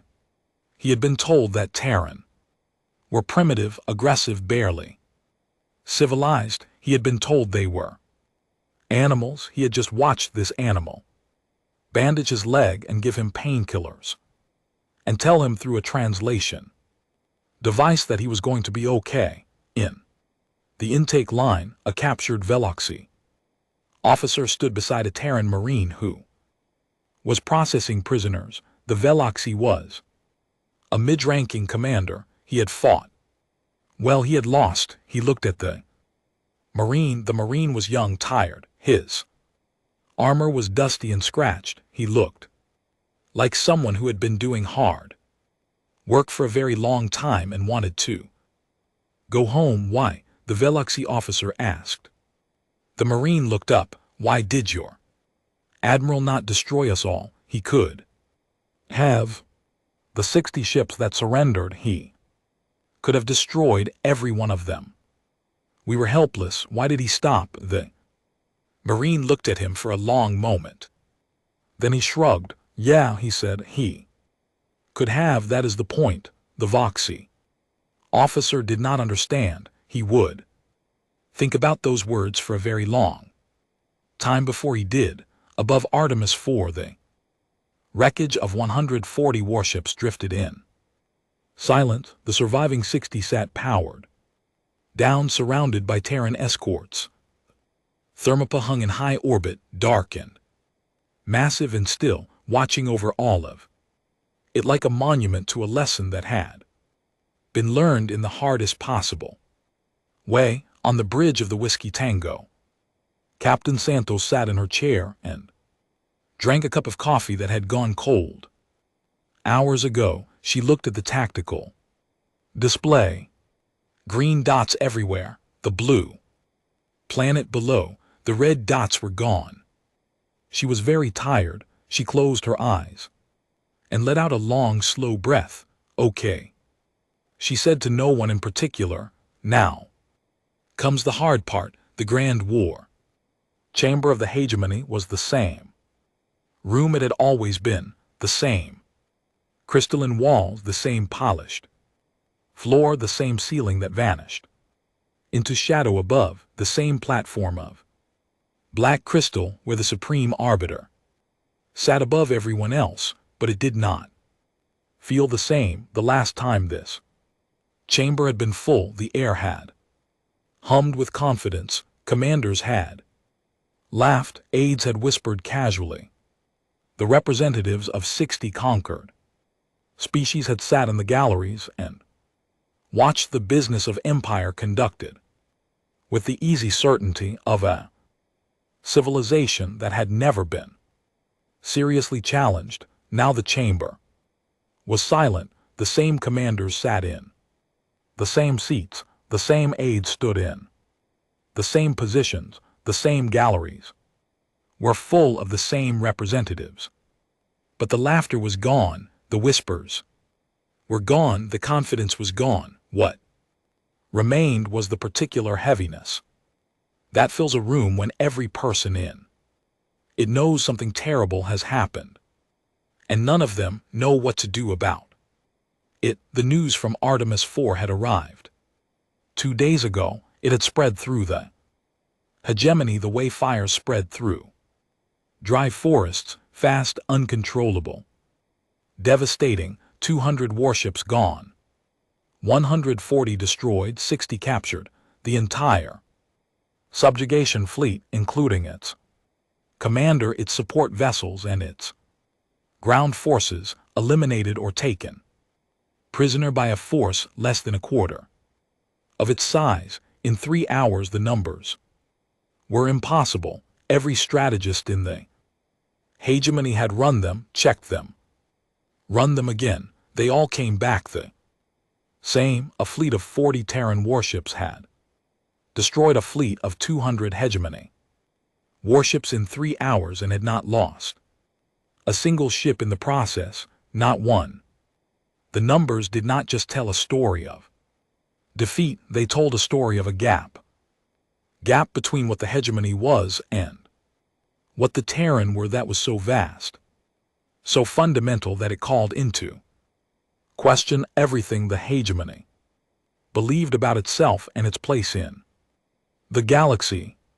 Supreme Arbiter Kykes Vaughn did not see it that way. He stood on his platform, all 4 arms braced against the railing, his scales shifting between colors so fast they seemed to blur. His golden eyes swept the chamber with the fury of someone who had been personally insulted by the universe. Yes, this was a failure of command, he said. His voice filled the chamber. It was loud. It was angry. It was absolutely certain. Fleet Master Orin was given a simple assignment. He failed. His failure is not an indication of Terran's strength.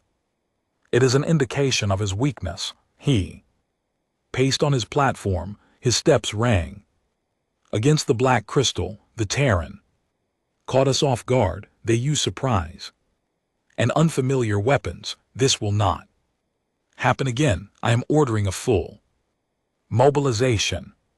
2,000 warships, every available fleet. We will return to Terran space with a force so overwhelming that no amount of tricks or primitive kinetic weapons can save them.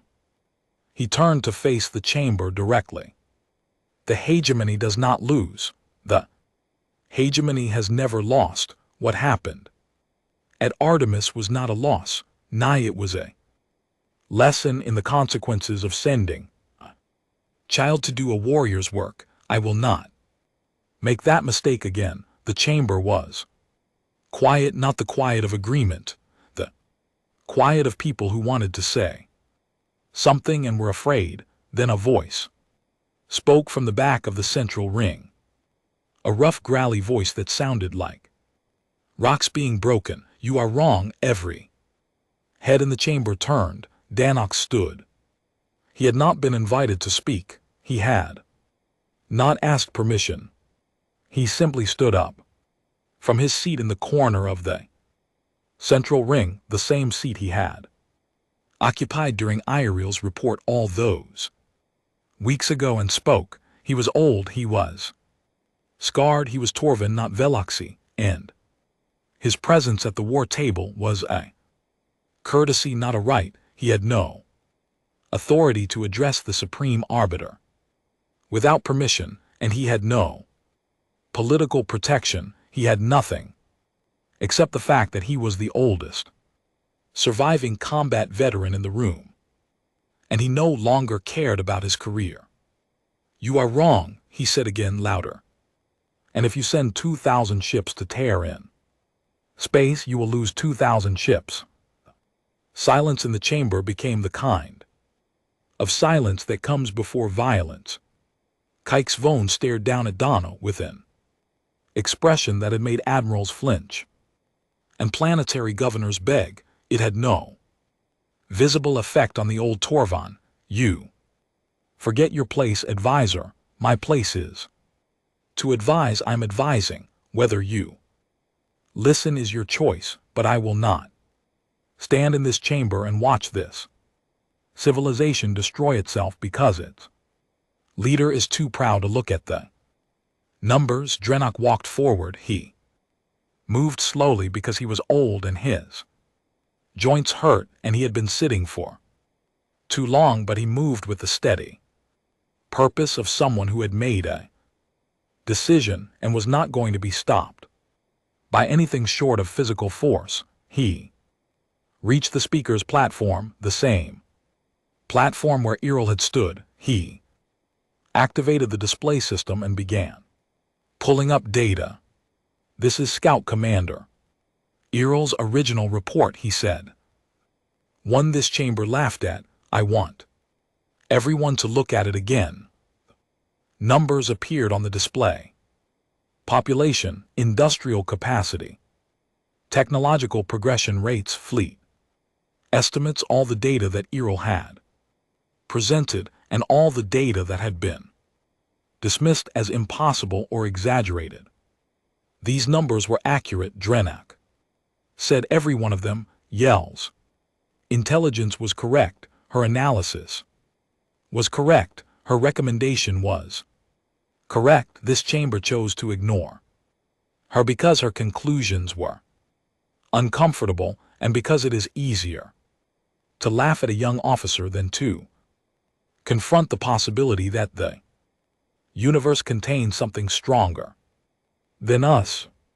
He pulled up new data, the battle recordings from Artemis 4. "This is what happened when we ignored her. 200 ships, 3 hours, 0 tan losses. Watch the engagement pattern. Watch how they move. Watch how they coordinate. This is not an army that was lucky. This is not a fleet that caught us off guard. This is a military machine that has been preparing for a fight like this for longer than most of our species have been spacefaring." He let the recording play. The chamber watched in silence as the hegemony fleet was systematically dismantled. The precision of the Terran attacks, the efficiency of their coordination, the cold, methodical way they eliminated one ship after another while taking no losses of their own. "Now," Drenok said, and his voice was quiet in a way that made it more frightening than shouting, "let me tell you what 2,000 ships will accomplish." He displayed projections, industrial output of Terran shipyards, production timelines, replacement rates, force escalation models.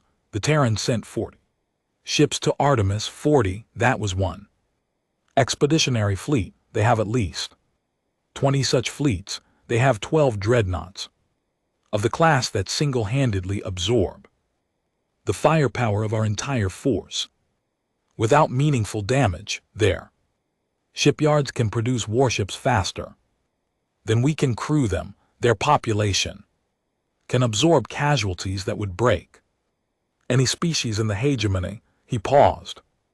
"And they have not mobilized what hit us at Artemis was not a war response, it was a garrison response. The military equivalent of a reflex action, they sent the nearest available force to deal with a local threat, and that nearest available force destroyed us completely. He looked up at Kykes' phone. If you send 2,000 ships, they will send 2,000 ships, or 5,000 or 10,000.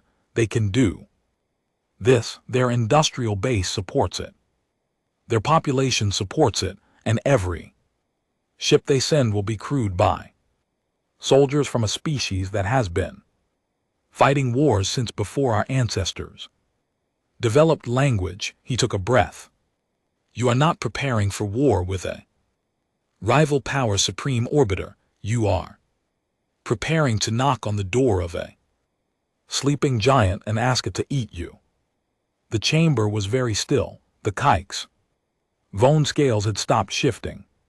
They were fixed in a deep dark blue that meant anger so profound it had gone past heat and into cold. You are finished, he said. I am finished when I have said what needs to be said. You are finished.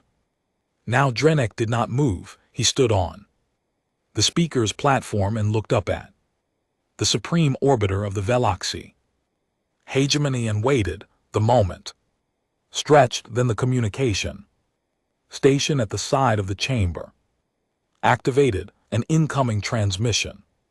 Priority 1 from outside hegemony. Space from Terra. The communications officer looked at Kykes' phone. The supreme arbiter nodded once sharply. The transmission was put through. The voice was human female, calm in a way that was different from Admiral Park's calm. Park's calm had been the calm of controlled force, and this was the calm of someone who was very good at talking and preferred it to every alternative. This is Ambassador Chen Wei of the Terran Diplomatic Corps. I am broadcasting on behalf of the Terran Federation government. This message is addressed to the Supreme Arbiter of the Veloxy Hegemony and the assembled members of the Hegemony Council. The chamber was frozen. Every face turned toward the speakers. First, I want to express the Terran Federation's sincere desire for peace. We do not seek war. With the hegemony, we do not seek territory. We do not seek conquest. We are aware of the hegemony's history, its achievements, and its position in this region of the galaxy. We respect what you have built. Her voice remains steady and warm. However, the system of Artemis 4 is Terran sovereign space. Its citizens are Terran citizens. When your fleet entered that system and threatened those citizens, it triggered a defensive response. That response has concluded. Your surviving personnel and vessels are being treated humanely, and we are prepared to discuss their return at your earliest convenience. A pause measured, deliberate. We would prefer to be your neighbors. We would prefer to trade, to exchange knowledge, to build something together. The galaxy is large enough for both of us, and we believe that cooperation between our civilizations could produce benefits that neither of us can achieve alone. Another pause. Longer this time, but if you choose war, we need you to understand something about us. It is not a threat. It is not a boast. It is simply information that we believe you should have before making your decision. The ambassador's voice did not change in tone. It did not become harder or colder or louder. It stayed exactly the same, and somehow that made what she said next worse. If you choose war, we will not fight the way you fight. We will not stop when honor is satisfied. We will not negotiate when the balance shifts. We will not accept a partial victory or a face-saving compromise. We will keep coming until the threat to our people no longer exists completely, permanently. That is not a policy choice. It is not something our leaders decided. It is a cultural reality that has been shaped by 10,000 years of warfare among ourselves. It is who we are. She let that sit for a moment.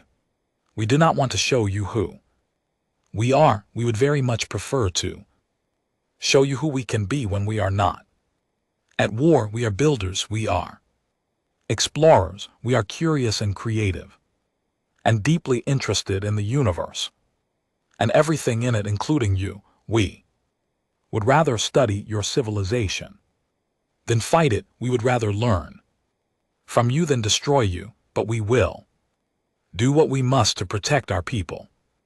Every time, without hesitation, without limit. The ambassador's voice softened slightly. We are transmitting coordinates for a proposed diplomatic summit on neutral ground, a moon in the Kepler 442 system that belongs to neither of our civilizations. We propose a meeting within 30 standard days.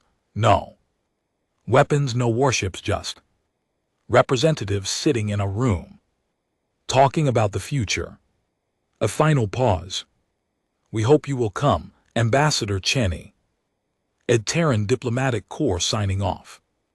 The transmission ended. The Grand War Chamber of the Hegemony was absolutely silent. 200 beings in a room designed to project power, and not one of them made a sound. Keix's Vone stood on his platform. His forearms were rigid at his sides. His golden eyes stared at the communication station as if the message might come back and say something different. He looked around the chamber. He looked at his fleet commanders, his strategists, his weapons engineers, his political officers. He looked at the faces of every species in the gallery, the conquered peoples who had watched the hegemony's dominance go unchallenged for centuries. He looked for support, for someone who would stand and say, "Yes, we fight," for someone who would give him the excuse he needed to do what every part of his pride was screaming at him to do. He found nothing. The commanders did not meet his eyes. Strategists studied their data pads. The weapons engineers were quiet. Even his most loyal supporters, the officers who had followed him for decades, who had cheered when Errol was dismissed, who had laughed at the idea of a death world species challenging the hegemony, they were silent. They had seen the numbers. All of them. Errol's numbers, Drenak's numbers, the battle recordings from Artemis 4, the industrial projections, the population figures, the one number that mattered most: 0, 0 Terran ships lost. They believed the numbers. Now, Keix's bone scale shifted blue to silver to blue again. His jaw worked.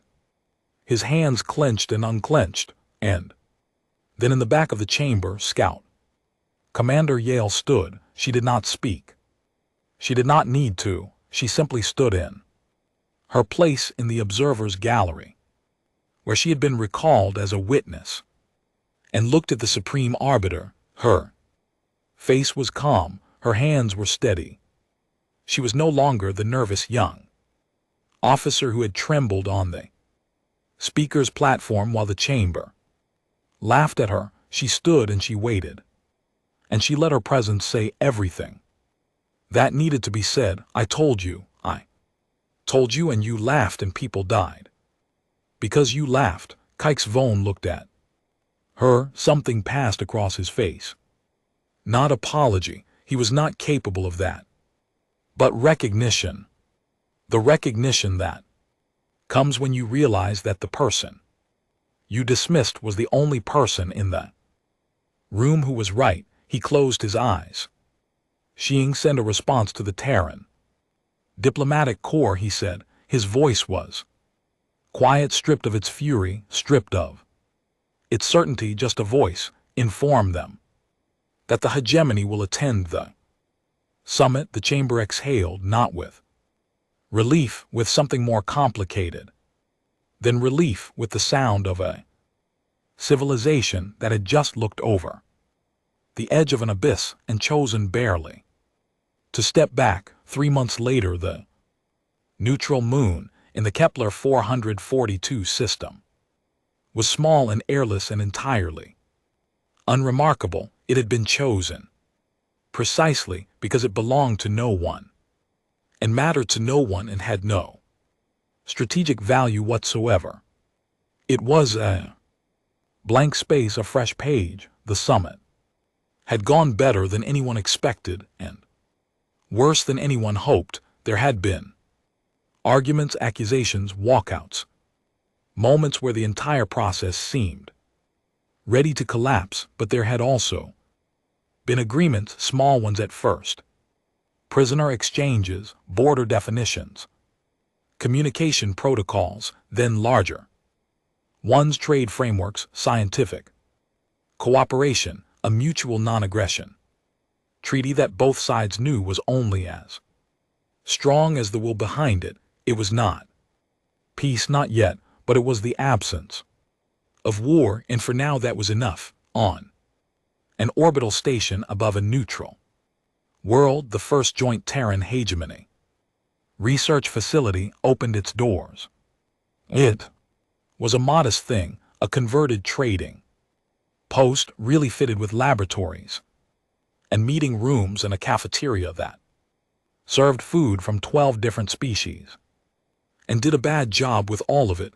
Dan visited the station 6 months after the summit. He walked its corridors slowly, observing. He watched Voxy scientists working beside human scientists, measuring the same phenomena, arguing about the same data, making the same frustrated faces when experiments did not go the way they expected. It was awkward. The old tensions were still there, visible in the stiff body language and the careful politeness and the way people from both species tended to cluster with their own kind during break periods, but they were there in the same room working on the same problems. That was something. He found a corner of the cafeteria where a human engineer was sitting across from a Vexy technician. The human had pushed a cup of dark liquid across the table toward the Vey. Try it, the human said. She was grinning in the way humans did when they were about to enjoy someone else's discomfort. It is called coffee. It is the foundation of our entire civilization. The Vexy technician picked up the cup with 2 hands and sniffed it cautiously. His scales rippled in a pattern that indicated suspicion. He took a small sip. His reaction was immediate and dramatic. His scales went flat. His eyes widened. His mouth opened and closed several times. He set the cup down with the careful deliberation of someone placing an armed explosive on a table. That, he said, is the worst thing I have ever tasted.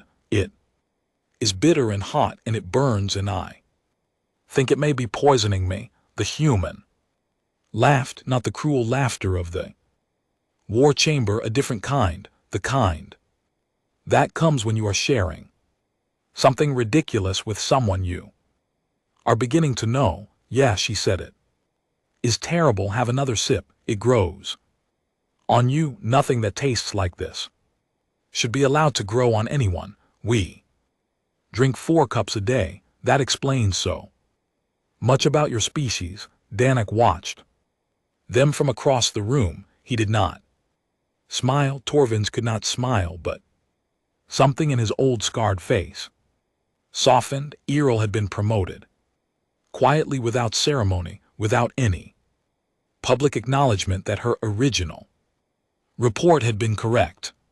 She was now Director of Xenological Intelligence, position that had been created specifically for her, tasked with reviewing and analyzing every scout report in the Hegemon's database. Her first act was to pull every report that had been dismissed over the past century and flag them for reevaluation. There were a lot of them she did not seek credit, she did not seek an apology from. Kykes's phone, she did not even seem angry when Drino asked her about it. She simply said that being right was not the point. The point was making sure that next warning was heard. Captain Santos received a combination and a new assignment. She was now the Terran ambassador at arms to the hegemony border region, a position that was half diplomat and half military liaison and entirely suited to someone who could tell an enemy fleet to leave and mean it. She still drank too much coffee. She still wore a wrinkled uniform. She was, by all reports, very good at her job. Fleet Master Aaron was returned to the hegemony as part of the prisoner exchange. He was not punished, though. The threat of it hung over him for months. In the end, the political reality was that punishing the commander of Artemis would mean publicly acknowledging the scale of the defeat. On Calic's phone, preferred to let the matter fade from public attention. Orion was quietly reassigned to a desk position in logistics. He did not protest. He spent his evenings writing a detailed analysis of Terran military doctrine that no one in the high command asked for, and that would years later become required reading at the hegemony's Naval Academy. Captain Okonkwo of the Jakarta received the Terran Star of Valor. Her ship was repaired and returned to service. She requested and received assignment back to the 7th Fleet.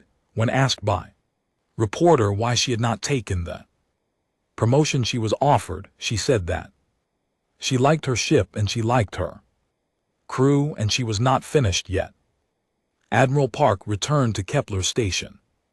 With the 7th Fleet, he wrote a brief action report that ran to exactly 4 pages. It covered the engagement, aimed the tactics, the outcome, and his recommendations. It was precise and clinical and contained no emotion of any kind, but he also wrote a private letter to Terran Command. It was not included in the official record. It was personal. He wrote it late at night alone in his quarters with a glass of something strong and his cello leaning against the wall in the corner. The letter said many things. It discussed the battle. It discussed the enemy. It discussed the performance of his fleet and his officers and the terrible mathematics of destroying 140 ships full of living beings who had done nothing wrong except follow the orders of leaders who had made a catastrophic mistake. But the last paragraph was the one that mattered. They learned, Park wrote, that is the best outcome. They saw what we are capable of, and they chose to talk instead of fight, and that means something. It means the galaxy might be a little bit bigger tomorrow than it was yesterday, a little bit more open, a little bit more connected. He paused. He looked at the words on the screen. Galaxy is too big and too beautiful for the alternative. I have seen it from the bridge of a warship, and I know what it looks like when it is lit by weapons fire, and I do not want to see that again. I want to see it lit by the light of stars and the glow of stations where people from different worlds sit together and drink terrible coffee and argue about things that do not matter. He set down his glass, but keep the 7th Fleet ready just in case the next ones do not learn as quickly. He signed the letter, sent it, and went to bed. Outside his window the stars burned in billions of them, old and Young, bright, and dim, each one a sun. Each sun possibly warming a world, each world possibly holding someone looking up at the sky and wondering what was out there. The galaxy was very large and it was full of questions, and for the first time in a long time, at least two civilizations were asking them together. It was not a happy ending, it was not a sad ending, it was a beginning, and that was enough.